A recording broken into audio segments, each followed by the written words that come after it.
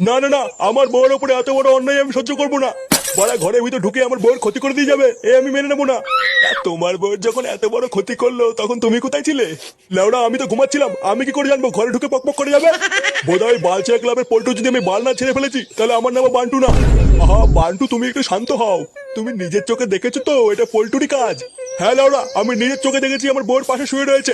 চোরের বাচ্চাটা গাঁজা খেয়ে আমার ঘরে ঢুকে বউয়ের পুঙ্গা মেরে দিয়ে গেছে, আমি লেওড়া ওকে ছাড়বো না। এ কি দাদা, এখানে কি হয়েছে? বাড়া ওই পাড়ার বালচা ক্লাবের পল্টু কানকির ছেলেটা গাঁজা খেয়ে কাল রাতে আমার ঘরে ঢুকে বউর সাথে পক পক করে গেছে। না না, আমরা এর একটা মিহিত চাই। লেওরা আজকে গাঁজা খেয়ে ওর বোর গুষ্টির গার মেরেছে, কিন্তু কালকে যে গাঁজা খেয়ে আমাদের ঘরে ঢুকবে না তার তো কোনো গ্যারান্টি নেই।